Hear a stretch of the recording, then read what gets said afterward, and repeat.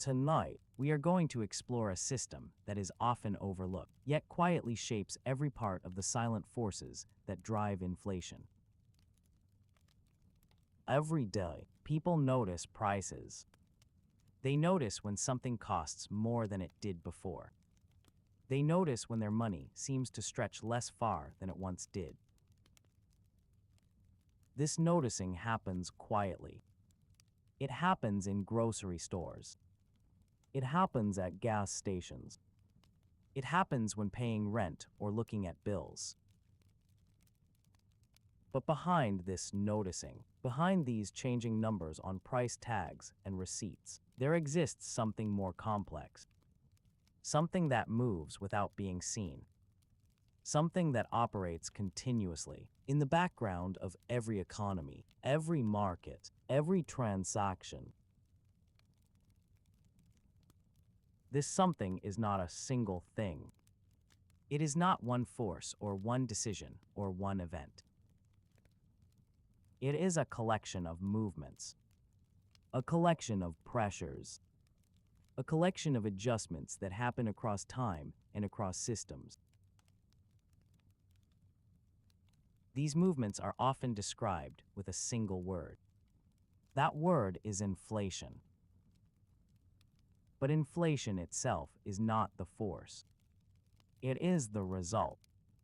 It is what happens when certain invisible pressures build and flow through an economy. Most people experience inflation as an outcome. They see the higher price. They feel the reduced purchasing power. But the forces that create this outcome remain hidden. They operate in places most people never look. They operate through mechanisms most people never consider. These forces are silent. They do not announce themselves. They do not arrive with warnings or explanations. They simply move through the financial system, gradually, persistently, creating effects that compound over time. Understanding these forces requires looking beneath the surface. It requires examining not just what changes, but why things change. It requires understanding the architecture of money itself, the architecture of value, the architecture of how resources flow through society. This architecture is vast. It connects governments and banks. It connects businesses and workers. It connects savers and borrowers. It connects the past to the present to the future. Within this architecture, certain patterns emerge. Certain tendencies develop. Certain pressures build in predictable ways, even though the specific outcomes may vary. One of these patterns involves the creation of money. Another involves the velocity of money. Another involves expectations about future prices. Another involves the relationship between supply and demand across countless markets. Each of these patterns operates according to its own logic. Yet all of them interact. All of them influence one another. All of them contribute to the overall movement of prices throughout an economy. When these patterns align in certain ways, prices tend to rise. When they align in other ways, prices may remain stable. When they misalign significantly, disruptions can occur. But the forces themselves are neutral. They are neither good nor bad. They simply exist as features of how modern economies are structured, how modern money works, how modern financial systems operate. To understand inflation is to understand these underlying forces. To understand where inflation comes from is to understand what creates pressure on prices. What sustains that pressure? What amplifies it or diminishes it over time? This understanding begins not with numbers or statistics. It begins with concepts. It begins with the basic building blocks of how money enters an economy, how it circulates, how it affects behavior, how it shapes the relationship between what people have and what things cost. The invisible system that drives inflation operates continuously. It operates whether people pay attention to it or not. It operated before anyone named it. It will continue operating regardless of how well it is understood. But understanding it provides clarity. Understanding it reveals the mechanics beneath the surface. Understanding it shows how seemingly separate events and decisions connect to create broader patterns in prices. These patterns affect everyone. They affect wage earners and retirees. They affect savers and investors. They affect borrowers and lenders. They affect anyone who participates in an economy where money is used to exchange value. The system is complex, but its components are comprehensible. The forces are multiple, but they can be examined one at a time. The interactions are intricate, but they follow consistent principles. What follows is an exploration of these forces, an exploration of how they emerge, how they function, how they interact, how they create the phenomenon known as inflation. This exploration moves slowly. It moves deliberately. It examines each component with care, allowing time for understanding to develop naturally. There is no urgency here. There is no crisis to respond to. There is only the steady unveiling of a system that has always been present, waiting to be seen. Inflation, at its most basic, is a sustained increase in the general level of prices. This definition contains several important elements. First, the increase must be sustained. A single price rising or a temporary spike in costs is not inflation. Inflation describes a broader pattern that persists over time. Second, the increase applies to a general level of prices. Not every single price must rise, but across a wide range of goods and services, there is an upward movement. This upward movement is what characterizes an inflationary period. When inflation occurs, the purchasing power of money declines. The same amount of money buys less than it did before. This is the most direct effect of inflation that people experience. Their currency loses value relative to the goods and services they wish to obtain. But inflation is not itself a force. It is a measurement. It is a description of what happens when certain underlying forces are active. The forces that drive inflation are the actual mechanisms that create upward pressure on prices. These forces work through different channels. They have different origins. They operate on different timescales. Understanding inflation requires understanding these forces separately before seeing how they combine. The reason inflation exists as a concept is because price movements matter. They matter to individuals trying to plan their spending. They matter to businesses trying to set wages and prices. They matter to governments managing currency and debt. Throughout history, societies have grappled with price instability. Sometimes prices rose rapidly, creating hardship for those whose incomes did not keep pace. Sometimes prices fell, creating different kinds of challenges for debtors and producers. Modern economic systems have developed around the reality that some amount of inflation tends to occur. Small, steady inflation has become expected in most developed economies. The forces that create this inflation are built into how these economies function. This does not mean inflation is inevitable in all circumstances. It means that the structures currently in place tend to generate inflationary pressure as a byproduct of their normal operation. One fundamental driver of inflation relates to the money supply. When more money enters circulation without a corresponding increase in goods and services, each unit of money becomes less valuable. This is because the same amount of real wealth is now represented by more units of currency. Another fundamental driver relates to demand. When many people simultaneously want to purchase the same limited goods or services, prices tend to rise. Sellers can charge more because buyers are willing to pay more. This bidding up of prices creates inflationary pressure in specific markets.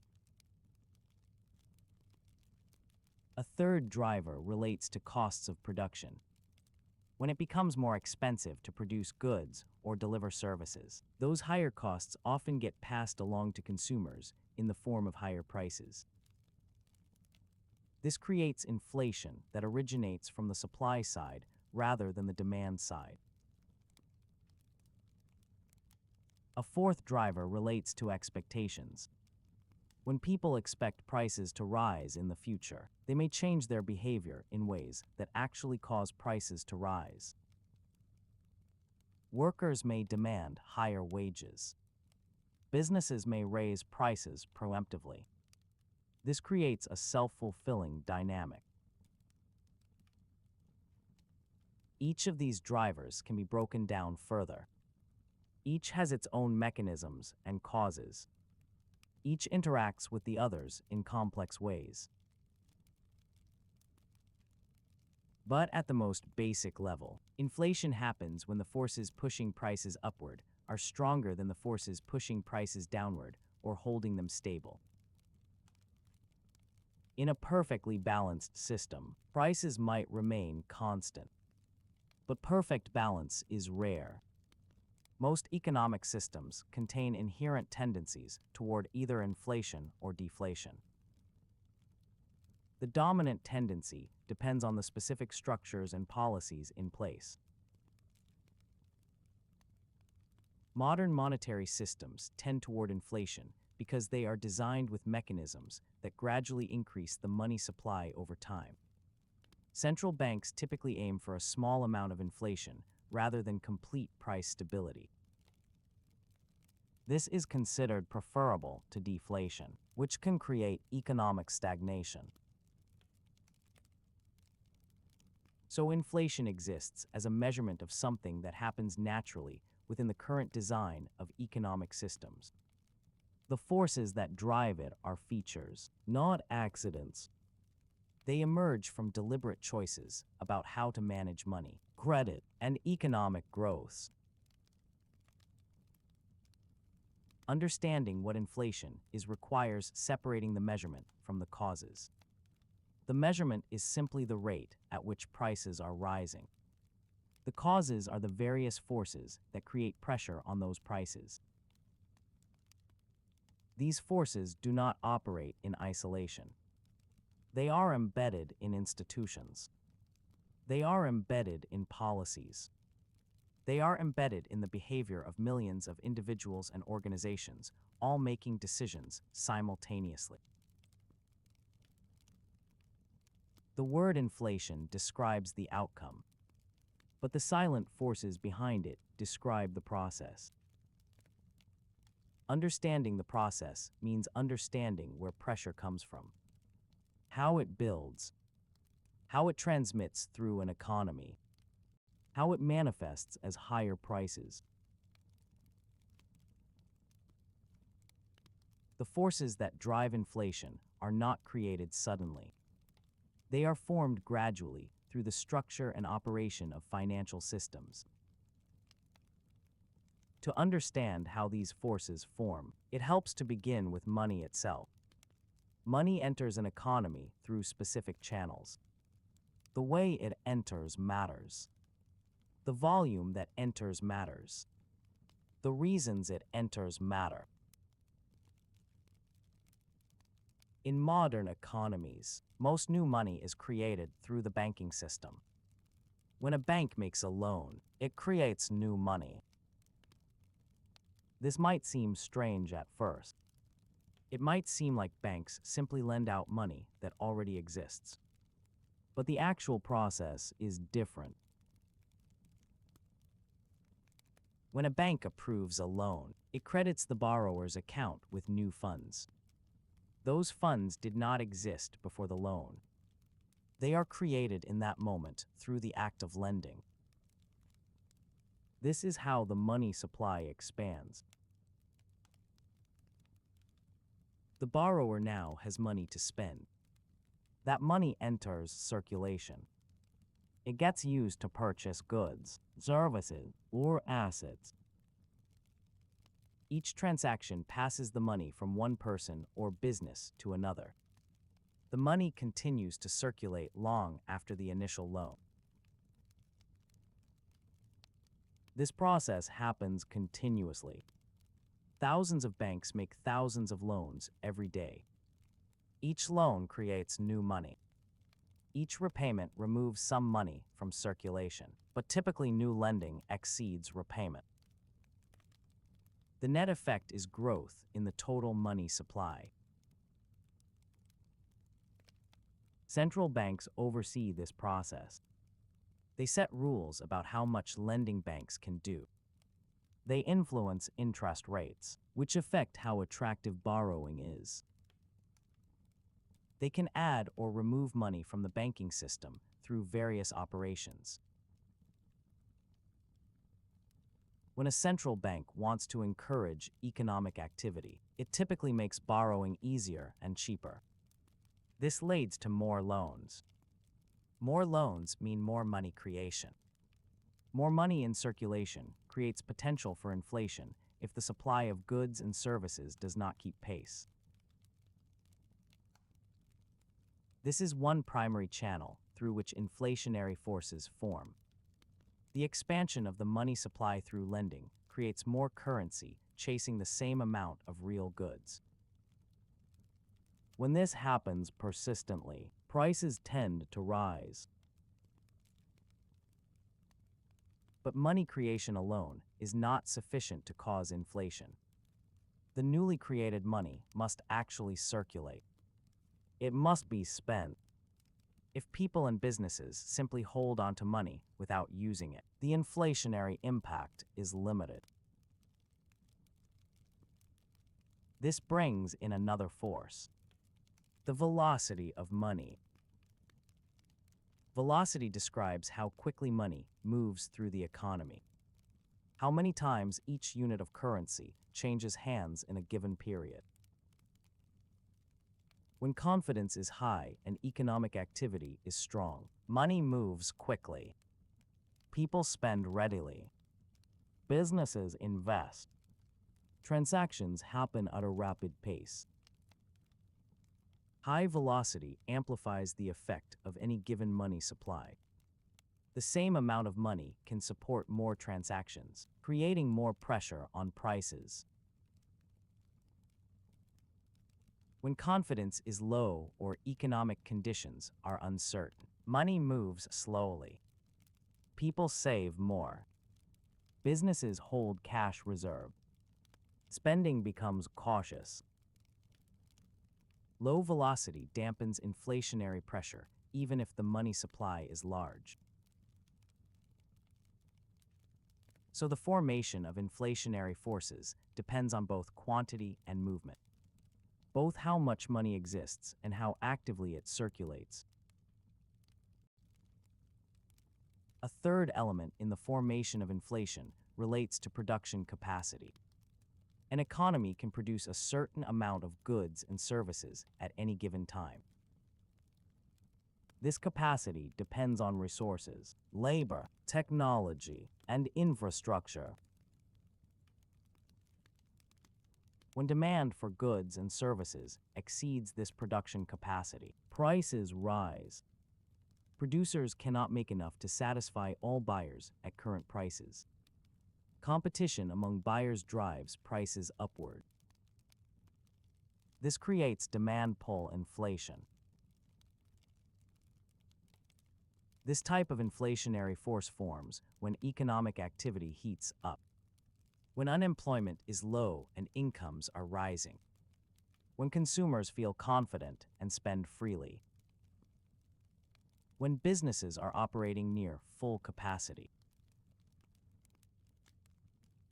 In such conditions, any additional money entering the system quickly translates into higher prices. There is no spare capacity to absorb the extra demand. The only adjustment mechanism available is price. Another way inflationary forces form relates to costs of inputs. When raw materials become more expensive, products made from those materials become more expensive. When energy costs rise, everything that requires energy to produce or transport becomes more expensive. When wages rise across an economy, the labor component of production costs increases. Businesses typically pass these higher costs onto customers. This creates cost-push inflation. Cost-push inflation can form independently of money supply. A disruption in oil supply can raise fuel prices worldwide. A poor harvest can raise food prices. These are real shocks to the cost structure of the economy. They create inflationary pressure through a different channel than monetary expansion. However, cost-push inflation often interacts with monetary factors. If the money supply is not expanding, higher costs in one area might mean lower spending in other areas. People have the same amount of money, but must allocate more of it to expensive necessities. This could reduce demand for other things, limiting overall inflation. But if the money supply is also growing, or if credit is readily available, people can maintain their spending across all categories, even as some prices rise. In this case, cost increases in specific sectors can contribute to broader inflation. The formation of inflationary forces also involves psychological elements. Expectations about future prices shape current behavior. If workers expect inflation, they negotiate for higher wages. If businesses expect their costs to rise, they raise prices preemptively. If consumers expect shortages or price increases, they may purchase more now, creating the very demand pressure they anticipated. These expectations can become embedded in economic behavior. Contracts may include automatic adjustments for expected inflation. Wage negotiations may assume a certain rate of price increase. Financial planning may incorporate inflation as a given. When inflation expectations become entrenched, they create a baseline level of inflationary pressure. The system expects prices to rise, so it builds in mechanisms that ensure they do. This becomes self-perpetuating unless something disrupts the pattern. The formation of inflationary forces is thus a layered process. It begins with the monetary system and how money is created and distributed. It continues through the real economy and how productive capacity relates to demand. It extends into psychology and how expectations shape behavior. Each layer influences the others. Monetary expansion without real growth creates one kind of pressure. Demand exceeding supply creates another. Rising costs create a third. Shifting expectations amplify all of them. The forces form gradually. They build through countless individual decisions and transactions. They accumulate as small pressures compound over time. No single actor creates inflation. No single decision triggers it. It emerges from the collective operation of the entire system. From the combined effect of lending, spending, producing, pricing, and expecting. This is why the forces are silent. They operate beneath the threshold of individual awareness. Each person sees only their own small part. The bank approving a loan, the business raising a price, the worker negotiating a wage, the consumer making a purchase. But these small parts aggregate into system-wide patterns. The individual actions, taken together, form the pressures that push on prices throughout the economy. Understanding how these forces form means understanding this aggregation process. How micro-level decisions create macro-level outcomes. How individual rationality can produce collective inflation even when no one specifically intends it. The formation is continuous. It does not start and stop. It is always happening to some degree. The only question is whether the forces are building or subsiding, whether they are strong or weak, whether they are accelerating or stabilizing. This ongoing formation is what makes inflation a persistent feature of modern economies. The mechanisms that create it are not temporary. They are structural. They are built into how the system operates day after day. The forces that drive inflation do not function in dramatic bursts. They function quietly, continuously, through ordinary economic activity. Each day, central banks conduct operations that influence the money supply. They may purchase government bonds from banks, which adds reserves to the banking system. They may adjust the interest rate at which banks can borrow, which affects lending throughout the economy. These operations are routine.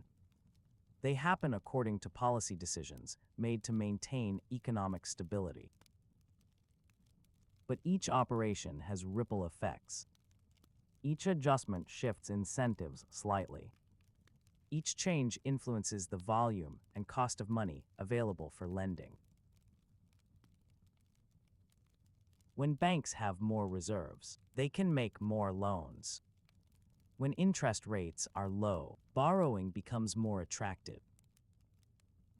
More loans mean more money creation. More money creation means more potential inflationary pressure. This process unfolds gradually. A business decides to expand and takes out a loan. That loan creates new money. The business uses the money to hire workers and purchase equipment. The workers receive wages. The equipment supplier receives payment. Both now have money to spend on other things.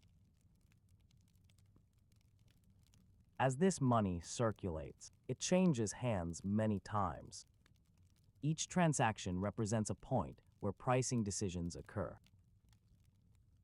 The worker buying groceries. The grocer ordering from suppliers. The supplier negotiating with producers. At each point, prices are set based on many factors. The cost of inputs, The level of demand, the competitive landscape, the expectations about future conditions. If money is plentiful and demand is strong, sellers have pricing power. They can raise prices without losing customers. This incremental raising of prices across many transactions is how inflation manifests day to day. No individual price increase is dramatic. A few cents here, a small percentage there. But these small increases across thousands of products and millions of transactions compound into measurable inflation. The functioning of inflationary forces involves constant adjustment. Businesses monitor their costs and adjust their prices accordingly. Workers observe price levels and adjust their wage expectations. Lenders factor in expected inflation when setting interest rates. These adjustments happen automatically. They are built into the normal operation of markets. They require no special intervention or awareness. They simply emerge from people and businesses responding rationally to the conditions they observe. On a typical day, nothing dramatic happens. Banks make loans as usual. Businesses operate as usual. Consumers spend as usual. But the cumulative effect of all this usual activity is the continuation of inflationary pressure. The pressure builds from volume, from the sheer number of transactions occurring simultaneously, from the aggregate effect of millions of pricing decisions all tilting slightly upward. When conditions are stable, this process produces steady, modest inflation. Prices rise gradually and predictably. Everyone adjusts their behavior to accommodate this expectation. Wages tend to keep pace. Long-term planning incorporates the assumption of ongoing price increases. This steady state represents the normal functioning of inflationary forces in a modern economy. It is not crisis or emergency. It is simply how the system operates when all components are working as designed. The day-to-day functioning also involves feedback loops. When prices rise, workers notice. They may seek higher wages to maintain their purchasing power. When wages rise, business costs increase. Businesses then raise prices to maintain their margins. This creates a wage price spiral. The spiral operates slowly in normal times. Each adjustment is small. Each step takes time to work through the system. But the pattern is persistent. Each round of increases leads eventually to the next round. Central banks monitor these patterns. They watch indicators of inflation. They track money supply growth. They observe wage trends and capacity utilization. Based on what they see, they adjust their policies. If inflation appears to be accelerating, they may raise interest rates. Higher rates make borrowing more expensive. This slows the creation of new money through lending. It reduces demand by making purchases and investments more costly. The intention is to cool down the economy and reduce inflationary pressure. If inflation appears too low or the economy seems weak, they may lower interest rates. Lower rates encourage borrowing and spending. This stimulates demand and supports employment. The trade-off is potential for increased inflation. These policy adjustments happen periodically. They are made by committees that meet on regular schedules. The effects of any policy change take time to propagate through the economy. There are delays between action and outcome. During these delays, the day-to-day functioning continues according to existing momentum. Money circulates at its current velocity. Prices adjust according to current conditions. Economic actors operate based on their current expectations. The functioning is thus characterized by continuity, by gradual evolution rather than sudden change, by the steady accumulation of small effects rather than dramatic events. Even in this steady state, variations occur. Some sectors experience more inflation than others. Some regions have different conditions than others. Some time periods see slightly faster or slower price growth. But the underlying forces remain active. The money supply continues to expand. Credit continues to be available. Demand continues to exert pressure on limited supply. Expectations continue to influence behavior. This is the normal state of affairs in economies designed to support growth. Growth requires investment. Investment requires credit. Credit requires money creation. Money creation, when it outpaces real growth, generates inflation. The system functions to balance these elements, to allow enough money creation to support growth without creating excessive inflation, to maintain enough price stability to preserve confidence without constraining economic activity.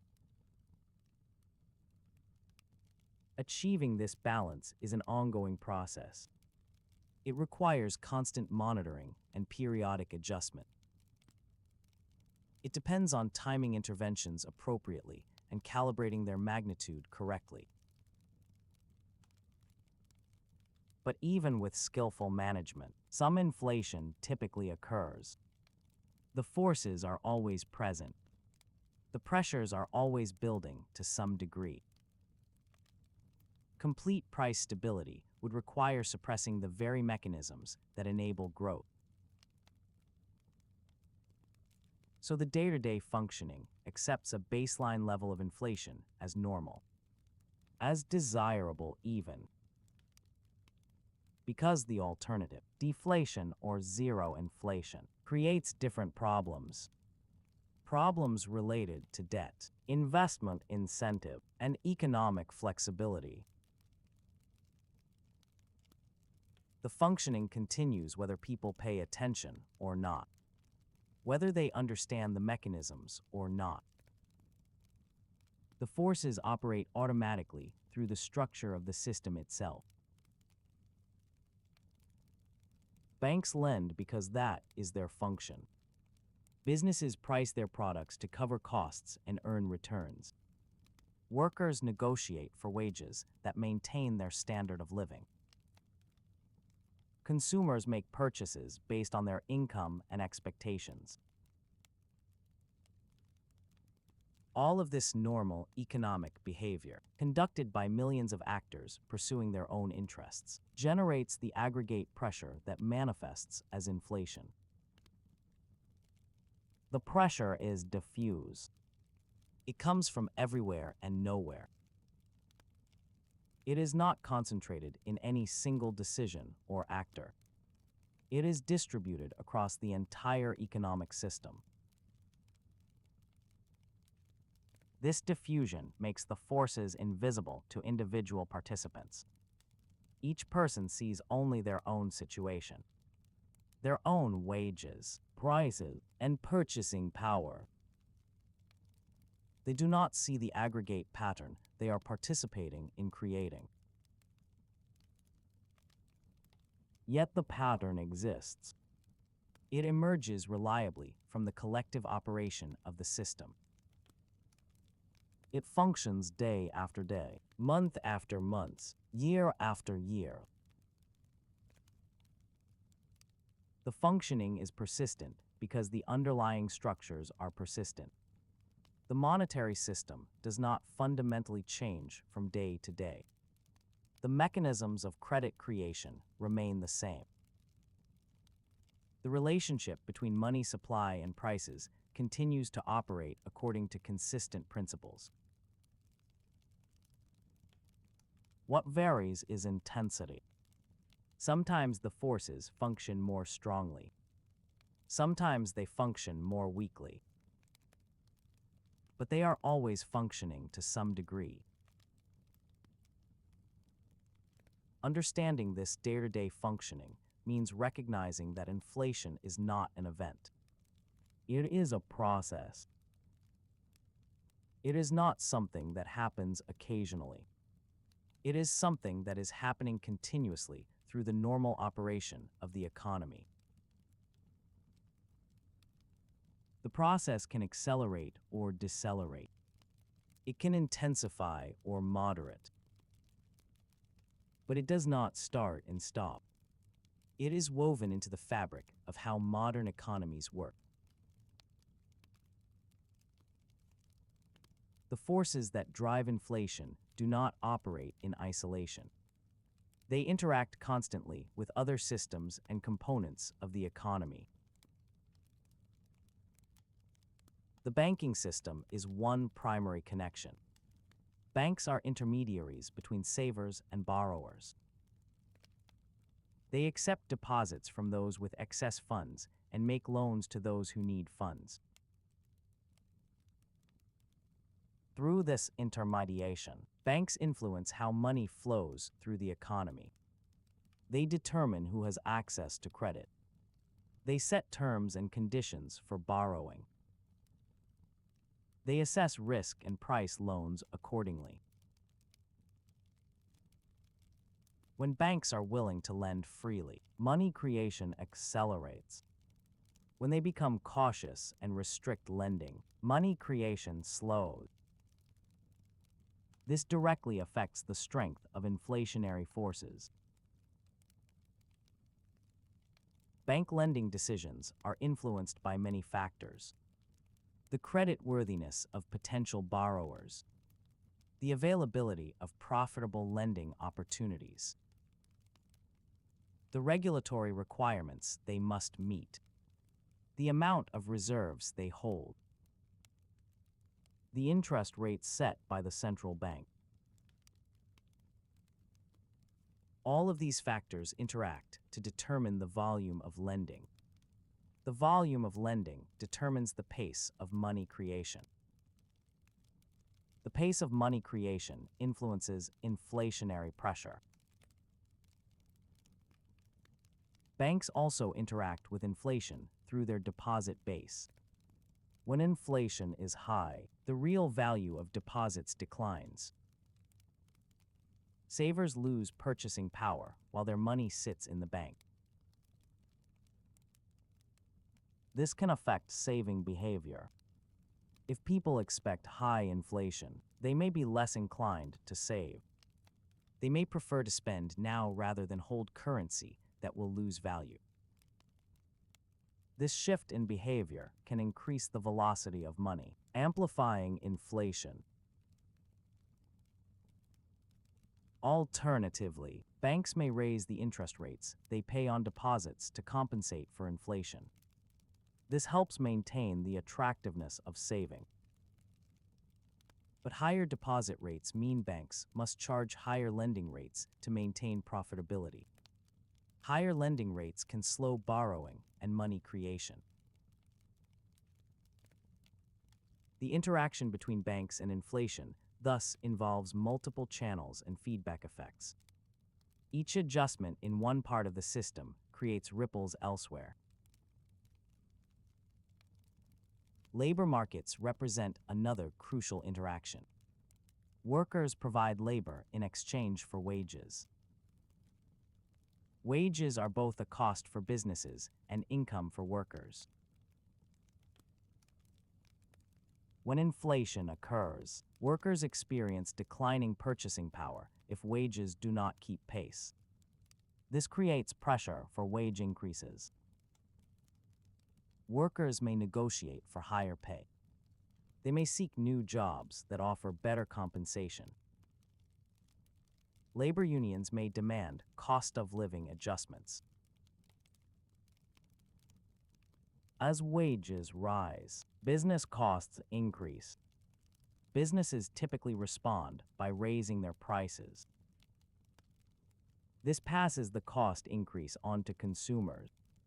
But those consumers are also workers whose wages just increased. The result is a dynamic interaction between wage inflation and price inflation. Each drives the other in a continuous cycle. The strength of this interaction depends on labor market conditions. When unemployment is low and workers are scarce, labor has more bargaining power. Wage increases come more easily. When unemployment is high and workers are abundant, labor has less bargaining power. Wage increases are harder to achieve. The tightness or looseness of labor markets thus influences how strongly wages respond to price inflation, and how strongly price inflation is reinforced by wage growth. Another interaction occurs with financial markets. Financial markets are where assets like stocks, bonds, and real estate are traded. Inflation affects the value and attractiveness of different assets. Fixed income securities like bonds pay a set interest rate. If inflation rises, the real return on these securities declines. The fixed payments lose purchasing power. This makes bonds less attractive to investors. Money may flow out of bonds and into other assets. Assets that are perceived to hold value better during inflation. Assets like stocks, real estate, or commodities. When money flows into these assets, their prices rise. This creates asset price inflation, which is distinct from consumer price inflation, but related. Rising asset prices create wealth effects. People who own assets feel wealthier. They may spend more as a result. Increased spending from wealth effects can add to inflationary pressure in the broader economy. So inflation in one type of price can reinforce inflation in another. Financial markets also interact with inflation through interest rates. When inflation is expected to be high, lenders demand higher interest rates. They want to be compensated for the loss of purchasing power they will experience while their money is loaned out. Higher interest rates affect borrowing costs throughout the economy. They affect mortgages, car loans, business investments, and government debts. Higher borrowing costs generally slow economic activity. Slower activity can reduce demand and moderate inflation. But higher interest rates also affect government finances. Governments typically carry large amounts of debt. When interest rates rise, the cost of servicing that debt increases. This can constrain government budgets and limit policy options. The interaction between government policy and inflation is particularly significant. Governments make spending and taxation decisions that affect demand in the economy. When governments spend more than they collect in taxes, they run deficits. These deficits must be financed. Typically, governments borrow by issuing bonds. If the central bank purchases these bonds, it effectively creates money to fund government spending. This money creation adds to inflationary pressure. It increases the money supply without corresponding increases in production.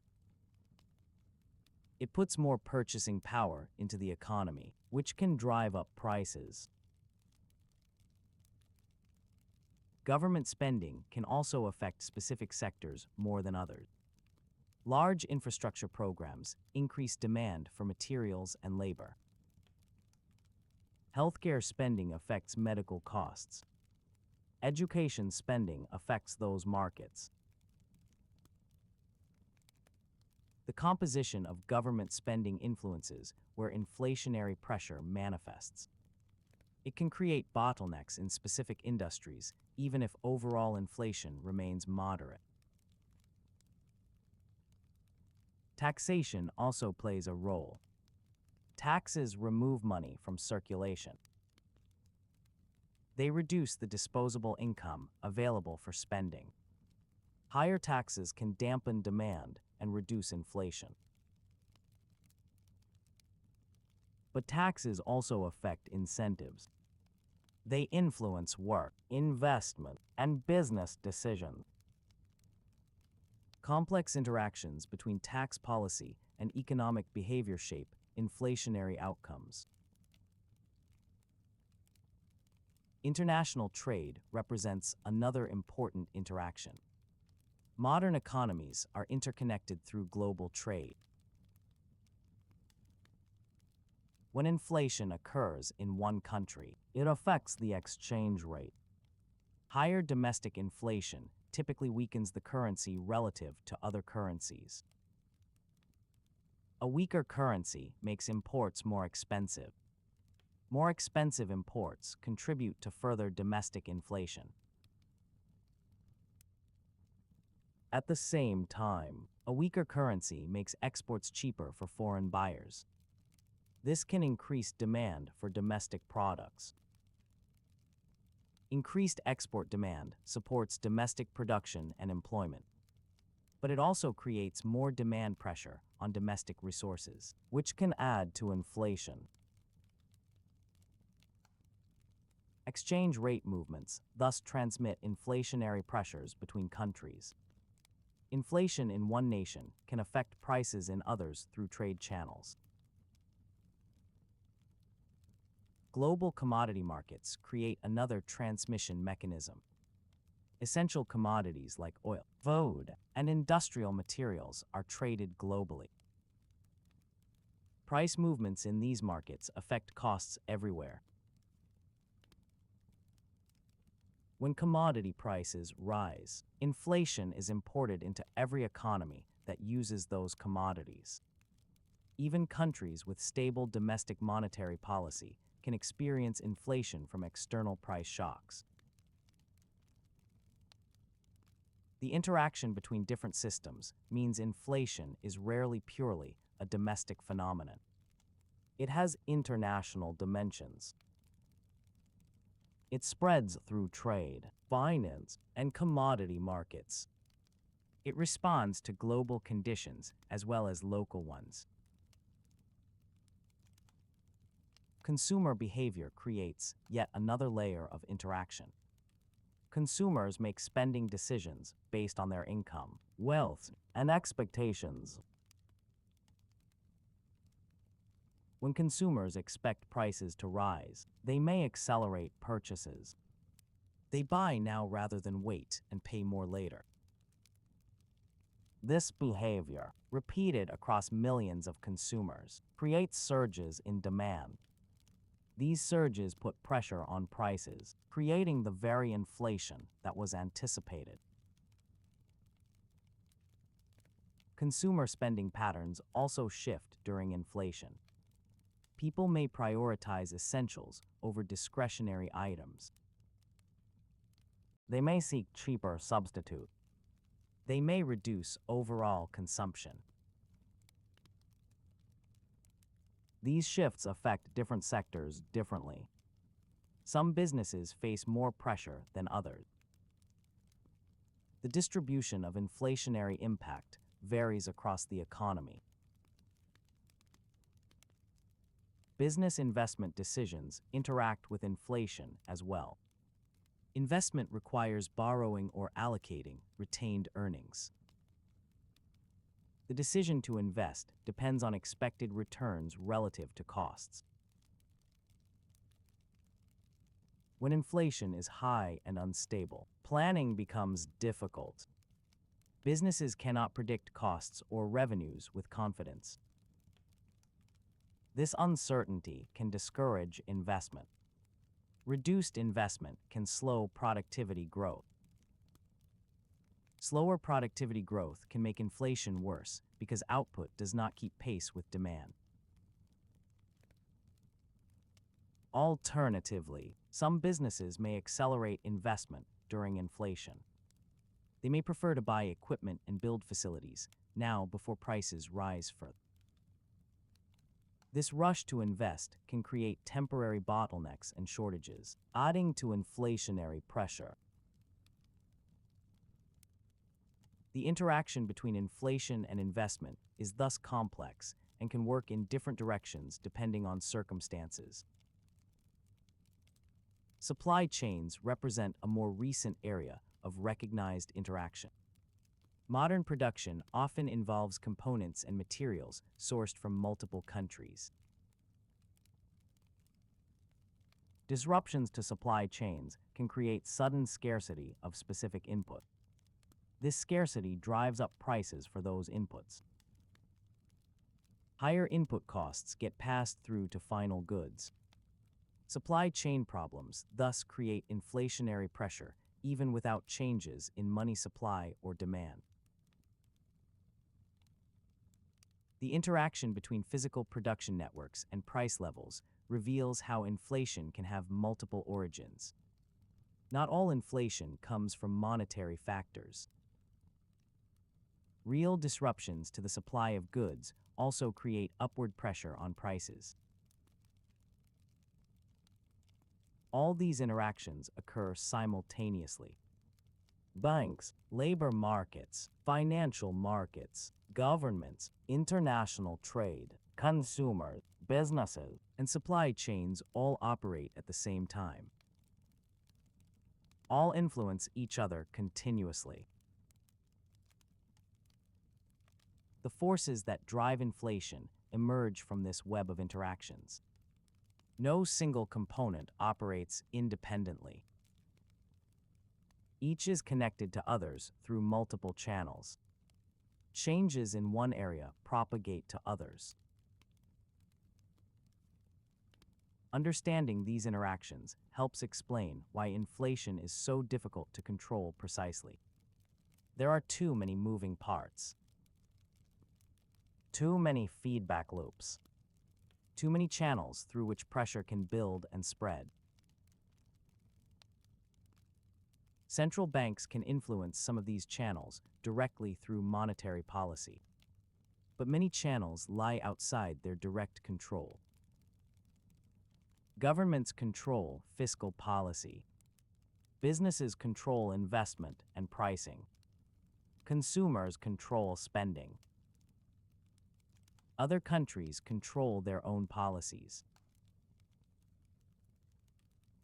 The interconnection of systems means that inflationary forces are distributed and resilient. Suppressing them in one area may simply cause them to manifest in another. Addressing them effectively requires coordinated action across multiple dimensions. This complexity is why inflation persists as a feature of modern economies. The systems that generate it are deeply embedded. They serve multiple functions beyond just influencing prices. They cannot be simply turned off without affecting many other aspects of economic life. The interactions continue constantly. They adjust and adapt to changing conditions. They create patterns that are stable enough to predict, but fluid enough to surprise. Through all these interactions, the silent forces that drive inflation maintain their influence. They work through banks and markets and governments and businesses. They spread through trade and finance. They respond to expectations and behavior. The system as a whole functions through these interactions. Understanding any one component in isolation provides only partial insight. Understanding the connections between components reveals how inflationary pressure builds and sustains itself throughout the economy. The forces that drive inflation do not always operate at consistent intensity. Sometimes they amplify. Sometimes they encounter resistance. Sometimes the system comes under stress. Stress occurs when the usual balance is disrupted, when the pace of money creation accelerates too rapidly, when supply shocks create sudden scarcity, when expectations shift abruptly. During periods of stress, inflation can accelerate beyond normal ranges. Prices may rise quickly across many categories. The gradual, predictable increases give way to more rapid and uncertain changes. This acceleration creates challenges. Wages struggle to keep pace with prices. Savers see the value of their holdings erode rapidly. Fixed income retirees face declining purchasing power. Businesses must adjust prices more frequently. They face uncertainty about costs and revenues. Planning becomes difficult when prices are unstable. The stress affects different groups differently. Those with assets that appreciate with inflation may fare better than those relying on fixed incomes.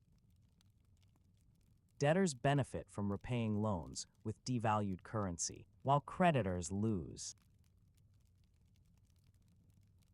Social tensions can emerge when some groups experience hardship while others seem to prosper. When the burden of inflation falls unevenly. When those least able to adapt suffer most. Under stress, the feedback loops that normally operate gradually can accelerate. Workers demand larger wage increases. Businesses raise prices more aggressively. Consumers rush to make purchases before prices rise further. This acceleration can become self-reinforcing. The wage price spiral tightens. Expectations of future inflation rise. Behavior adjusts in ways that validate those expectations. Central banks face difficult decisions during such periods. They can raise interest rates to slow money creation and reduce demand. But higher interest rates increase borrowing costs throughout the economy. They can trigger recessions. They can cause unemployment to rise. The trade-off between controlling inflation and maintaining employment becomes acute. No choice is without cost. Action to reduce inflation creates pain in other areas. Inaction allows inflation to persist and potentially worsen. Historically, some episodes of inflation stress have led to broader economic crises. When inflation becomes very high, the currency can lose credibility. People may abandon it in favor of foreign currencies or hard assets. This breakdown of monetary confidence creates severe disruption. But such extreme outcomes are rare in modern developed economies. Institutions and policies have evolved to prevent the worst scenarios. Central banks have tools to intervene. Governments can adjust fiscal policy. International coordination can provide support. The more common form of stress is simply elevated inflation that persists longer than desired. Not hyperinflation, but sustained price increases that erode purchasing power and create uncertainty. Addressing this requires patience. The measures that reduce inflation work gradually. Interest rate increases take time to affect borrowing and spending. Fiscal restraint takes time to reduce demand. During the transition, the economy must absorb the effects of the policy response. Growth may slow. Unemployment may rise. Some businesses may struggle or fail. This adjustment period is difficult. It involves real costs and real hardship for many people. But it is considered necessary to restore price stability. The alternative, allowing high inflation to continue unchecked, is viewed as worse. Prolonged high inflation distorts economic decision-making. It undermines confidence in the currency. It creates inequities between those who can protect themselves and those who cannot. So policymakers accept the costs of fighting inflation as preferable to the costs of living with it. They act to bring the forces under control, even though doing so causes pain. The system has safeguards built in to prevent complete failure. Banking regulations limit how much lending can grow. Capital requirements ensure banks can absorb losses. Deposit insurance protects savers. Central banks can provide emergency liquidity if financial institutions face funding crises. They can step in to prevent bank runs and systemic collapse. Governments can adjust spending and taxes to influence demand. They can provide targeted support to vulnerable populations. They can coordinate with other countries to address shared challenges. These safeguards make the system resilient. They prevent stress from escalating to catastrophic failure. They provide time and tools to manage problems before they become unmanageable. But the safeguards do not eliminate all problems. They mitigate risks but cannot prevent all difficulties. Stress still creates cost. Adjustment still requires sacrifice. The stability of the system depends on maintaining credibility. People must believe that policymakers will act to control inflation. They must trust that the currency will maintain value over time. They must have confidence that the system will continue functioning. This credibility is built through consistent action, through demonstrated willingness to take difficult measures when necessary, through clear communication about intentions and constraints. When credibility is strong, expectations remain anchored. People believe that any spike in inflation will be temporary. This belief itself helps limit how far inflation can rise. Behavior does not shift as dramatically when the episode is expected to be short-lived. When credibility is weak, expectations can become unanchored. People may doubt whether policymakers will control inflation. This doubt can cause behavior to change in ways that make inflation harder to control. The wage price spiral accelerates.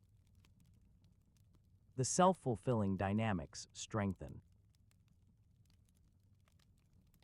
Maintaining credibility thus becomes a key factor in maintaining stability. It is not enough to have tools.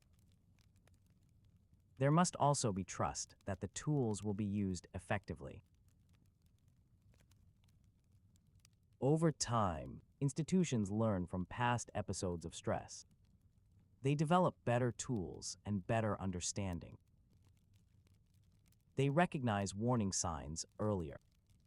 They respond more effectively. This learning process has made modern systems more stable than their historical predecessors. Episodes of extreme inflation are less common. The mechanisms for managing inflation have improved. But new challenges continue to emerge. Globalization creates new transmission channels for price pressures. Financial innovation creates new forms of credit and money-like instruments. Technology changes production and distribution patterns. Each change brings both opportunities and risks. Each requires adaptation of policy tools and frameworks. Each tests the system's resilience in new ways. The balance between stability and flexibility is ongoing. Too much rigidity can prevent necessary adjustments. Too much flexibility can allow imbalances to build. Finding the right balance requires judgment. It requires weighing competing concerns. It requires accepting that perfection is not possible and that all choices involve trade-offs. The forces that drive inflation will continue to exist. They are structural features of modern monetary systems. They cannot be eliminated without fundamentally changing how those systems work. What can be managed is their intensity. What can be influenced is their trajectory. What can be maintained is enough stability for economic activity to proceed with reasonable confidence. This is the goal of monetary policy, not to eliminate inflation entirely, not to prevent all price changes, but to keep inflation low enough and stable enough that it does not dominate economic decision-making. When this goal is achieved, the forces operate in the background. They are present but not disruptive. They influence but do not determine outcomes. When this goal is not achieved, the forces come to the foreground. They become the dominant consideration for businesses, workers, and consumers. They distort planning and behavior. They create winners and losers based on circumstances rather than merit. The difference between these two states is not whether inflationary forces exist. They always exist. The difference is whether they are contained within manageable bounds or whether they escape into destabilizing ranges. Maintaining containment is an ongoing effort. It requires monitoring. It requires analysis. It requires action. It requires coordination across institutions and sometimes across countries. The effort is never complete. The work is never finished. The forces continue to operate. The pressures continue to build. The need for management continues. But the system has demonstrated resilience over time. It has weathered various shocks and stresses. It has adapted to changing conditions. It has maintained basic functionality even during challenging periods. This resilience comes from multiple sources, from institutional knowledge and experience, from policy tools that have been refined over decades, from social norms and expectations that support stability. It comes from the distributed nature of decision-making. No single point of failure can bring down the entire system. Problems in one area can be addressed without immediately affecting all others. It comes from the capacity to learn and adjust. When policies prove ineffective, they can be modified. When new challenges arise, new responses can be developed. The stability of the system is thus not static. It is dynamic. It is maintained through continuous adjustment rather than fixed rules. This dynamic stability allows the economy to function despite the ongoing presence of inflationary forces. It allows people to make plans, businesses to invest, and markets to operate with reasonable confidence about the future. The confidence is not absolute. Uncertainty always remains. But the uncertainty is manageable when the basic trajectory is predictable. When people expect low, stable inflation, they can plan accordingly. They can negotiate long-term contracts. They can save and invest with confidence. They can make major purchases without fear of dramatic value changes. This planning capacity is essential for economic prosperity. It allows resources to be allocated efficiently. It supports long-term investments that drive growth. It enables cooperation and exchange across time. The silent forces that drive inflation, when properly managed, recede into the background. They continue to operate, but they do not dominate. They influence outcomes, but they do not determine them. This is the goal of economic policy: to manage these forces in ways that preserve their beneficial aspects while limiting their harmful ones. To maintain a system where money creation supports growth without creating excessive inflation. To balance competing objectives in sustainable ways. The goal is pursued through institutional structures, policy frameworks, and social understandings that have evolved over time. These structures, frameworks, and understandings are not perfect. They are works in progress. They continue to develop as new challenges and insights emerge. But they represent accumulated wisdom about how to operate in a world where the forces that drive inflation are always present, where perfect stability is not achievable, where management rather than elimination is the realistic goal. The system functions within these constraints. It adapts to them. It finds ways to maintain basic stability while allowing necessary change. This ongoing balancing act is what allows modern economies to function despite the inherent tensions in their design, despite the forces that constantly push toward inflation, despite the impossibility of controlling all variables perfectly.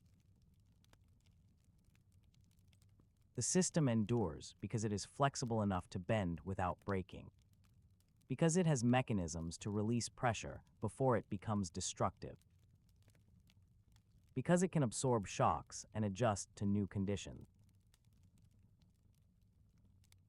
Understanding this resilience helps explain why complete failure is rare, even when stress is significant. The system has depth and redundancy. It has multiple layers of safeguards. It has experience with managing difficulties. This does not mean problems never occur. They do. but the problems tend to be manageable rather than catastrophic, difficult rather than impossible. The forces continue their silent work. The system continues its complex dance of adjustment and response. The balance between stability and change continues to be negotiated day by day. The exploration of the silent forces that drive inflation has covered much ground. Now, there is time to return to the beginning, to revisit what has been examined, to allow the understanding to settle more deeply. Inflation is a measurement of rising prices across an economy. It describes what happens when the cost of goods and services increases over time. It represents a decline in the purchasing power of money. But inflation is not the force itself. It is the outcome. The forces that create inflation operate beneath the surface. They work through the structures of monetary systems. They emerge from how money is created, distributed, and used. These forces are multiple. They come from different sources. They operate through different channels. Yet they interact continuously, creating patterns that manifest as inflation. The first force relates to the money supply. Modern economies create money primarily through bank lending. When a bank makes a loan, it creates new money. This money enters circulation and can be spent. As more money circulates without corresponding increases in goods and services, each unit of currency becomes less valuable. This is one fundamental way inflationary pressure builds. Central banks oversee this process. They set policies that influence how much lending occurs. They can encourage or discourage money creation through their control of interest rates and banking regulations. But central banks do not control the process entirely. They influence it. They guide it. The actual creation of money happens through thousands of lending decisions made by commercial banks. The second force relates to demand. When many people want to buy the same limited goods, prices rise. Sellers can charge more when buyers are competing for scarce items. This demand pressure increases when economic activity is strong, when employment is high and incomes are growing, when confidence is strong and people spend freely. The pressure intensifies when demand exceeds the economy's capacity to produce, when resources are fully employed, when expanding output quickly is difficult or impossible. In such conditions, additional spending translates directly into higher prices rather than higher production. The adjustment happens through the price mechanism. The third force relates to costs. When the expenses of producing goods increase, those increases typically get passed to consumers. Higher wages, more expensive materials, increased energy costs all contribute to higher final prices. These cost increases can originate from various sources. Supply disruptions that create scarcity. Resource depletion that makes extraction more expensive. Regulatory changes that impose new requirements. Whatever the source, rising production costs create upward pressure on the prices of finished goods. This is cost-push inflation. It can occur even when the money supply is stable. The fourth force relates to expectations. What people believe about future inflation affects their present behavior. If workers expect prices to rise, they negotiate for higher wages now. If businesses expect costs to increase, they raise prices preemptively. These anticipatory actions help create the very inflation that was expected. The expectations become self-fulfilling. This psychological dimension of inflation makes it persistent once it becomes embedded in behavior. All four forces operate simultaneously. They interact with each other in complex ways. Money supply affects demand. Demand affects costs. Costs affect expectations. Expectations affect all the others. The forces work through institutions, through banks that lend, through businesses that produce and price, through workers who labor and negotiate wages, through governments that spend and tax. These institutions do not consciously create inflation as a goal. They pursue their own objectives. Banks seek to lend profitably. Businesses seek to cover costs and earn return. Workers seek fair compensation. Governments seek to support their population. Yet through all these individual pursuits, inflationary pressure emerges. It is a byproduct of the system's normal functioning, an outcome of structures designed to enable growth and prosperity. The day-to-day operation of these forces is gradual. Banks make loans continuously. Money circulates through countless transactions. Prices adjust incrementally in response to costs and demand. No single day brings dramatic change. No single transaction creates measurable inflation. But the accumulation of all these small movements, compounded over time, produces the sustained rise in prices that defines an inflationary period. The forces are distributed throughout the economy. They are not concentrated in any one place or controlled by any one actor. They emerge from the collective behavior of millions of participants. This distribution makes them difficult to observe directly. Each person sees only their own small part. The grocery shopper notices higher food prices. The employer notices wage pressures. The saver notices declining real returns. But few see the entire pattern. Few understand how these separate observations connect. Few recognize their own participation in the larger dynamics. Yet the pattern exists. It is real and measurable.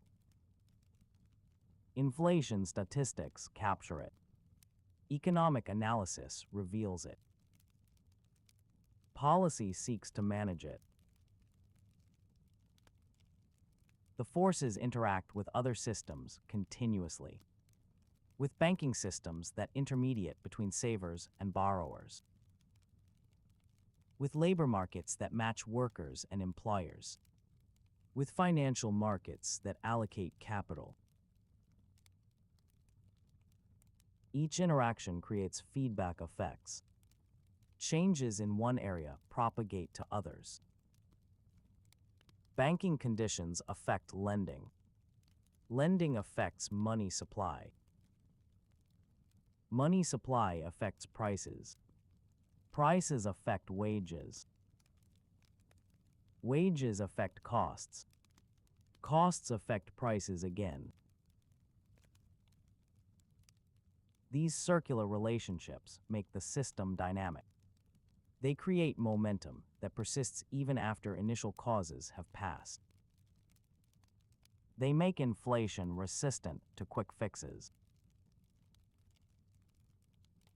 International connections add another layer. Trade transmits price pressures across borders. Exchange rates adjust to relative inflation rates. Commodity prices affect costs globally. No economy operates in isolation. The forces that drive inflation in one country can influence inflation in others. Global conditions shape local outcomes. When the forces intensify, the system comes under stress. Prices rise faster than usual. Wages struggle to keep pace. Planning becomes difficult amid uncertainty. Central banks respond by tightening policy. They raise interest rates to slow lending and reduce demand. This creates costs of its own. Slower growth, higher unemployment, financial stress for borrowers. The trade-off between controlling inflation and maintaining employment is unavoidable. Reducing inflation requires accepting pain in other areas. The question becomes how much pain is acceptable to achieve how much price stability. Safeguards built into the system prevent the worst outcomes. Banking regulations limit excess. Central bank tools can address crises.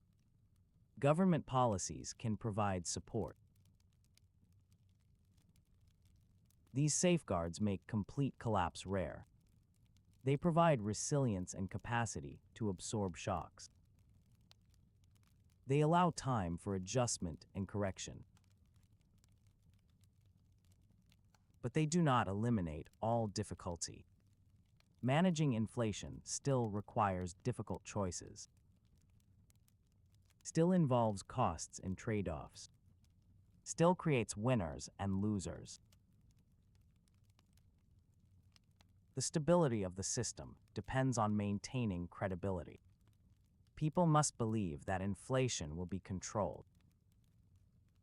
This belief itself helps contain inflationary pressure. It keeps expectations anchored. When credibility erodes, expectations can spiral. Inflation becomes harder to control. The self-reinforcing dynamics strengthen. So central banks work to preserve their credibility. They demonstrate commitment to price stability. They communicate clearly about their intentions. They follow through on their stated policies. This credibility is built gradually through consistent action. It can be lost quickly through perceived weakness or inconsistency. It is easier to maintain than to rebuild. Over time, institutions have learned from experience. They have developed better tools and frameworks. They respond more effectively to inflation threats. Modern systems are more stable than historical ones. Extreme episodes of inflation are less common. The mechanisms for management have improved. But new challenges continue to arise. Globalization creates new transmission channels. Financial innovation creates new forms of money-like instruments. Technology changes economic relationships. Each change requires adaptation. Each tests the system's resilience in different ways. Each offers both opportunities and risks. The forces themselves are neutral. They are neither inherently good nor bad. They are features of how modern monetary systems are designed. What matters is how they are managed, whether they are kept within bounds that allow economic activity to proceed confidently, whether their effects are distributed fairly, whether they serve broader social goals or undermine them. Managing them requires ongoing attention, continuous monitoring of conditions, regular analysis of trends, periodic adjustment of policies. The work is never complete. The forces continue to operate. The need for management continues. But when management is effective, the forces recede into the background. They are present but not dominant. They influence but do not determine outcomes. They allow normal economic life to proceed. This is the goal, not to eliminate inflation entirely, not to prevent all price changes, but to maintain enough stability for planning and prosperity. The goal is realistic. It has been achieved for extended periods in many economies.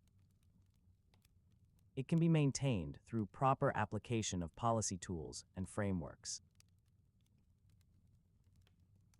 But it requires vigilance. It requires wisdom. It requires balancing competing considerations. It requires accepting imperfection while striving for improvement. The silent forces that drive inflation will continue their work. They are embedded in the structure of the system. They operate continuously through normal economic activity. Understanding them does not make them disappear, but understanding them provides clarity. It reveals the mechanisms at work. It shows how outcomes emerge from underlying processes. This clarity is valuable. It supports better decision-making. It enables more effective policy. It allows individuals to navigate the system more successfully. The forces remain invisible to casual observation. They work quietly, without announcement. They accumulate effects gradually over time. But they are always present, always operating, always shaping the economic environment in which people live and work. Recognizing their presence is the first step toward understanding. Tracing their mechanisms is the second step. Seeing their interactions is the third. With understanding comes the possibility of management. With management comes the possibility of stability. With stability comes the possibility of prosperity. The system is complex but comprehensible. The forces are multiple but identifiable. The outcomes are variable but influenced by choices. Through careful attention and thoughtful action, the forces can be guided toward desirable outcomes. The system can be steered, even if it cannot be perfectly controlled. Inflation can be managed, even if it cannot be eliminated. This is the reality of modern monetary systems. This is the challenge they present. This is the opportunity they offer. The forces work silently, but their effects are real. Understanding them is essential for navigating the economic world they shape. The exploration is now complete. The system has been examined from multiple angles. The forces have been revealed. The mechanisms have been explained. What remains is simply to allow this understanding to settle, to let the concepts integrate, to recognize these forces at work in the world. They are always there, always operating, always shaping outcomes. And now, perhaps, they are a little less invisible than before. A little less mysterious. A little more comprehensible. The silent forces continue their work. The system continues its operation. The understanding continues to deepen. And with understanding comes clarity. Clarity about how things work. Clarity about why outcomes occur. Clarity about the invisible architecture that shapes economic life. This clarity is the goal. This clarity has been the purpose of this exploration. The forces may be silent, but they need not remain hidden. Understanding is possible. Understanding is valuable. Understanding is now perhaps a little more within reach. The journey through the silent forces that drive inflation comes to a quiet close. The forces themselves continue, as they always have, as they always will, operating silently, shaping continuously, present always in the background of economic life. Now perhaps more visible to those who have taken the time to look. More understandable to those who have followed this exploration. The understanding rests now, gently, quietly, like the forces themselves.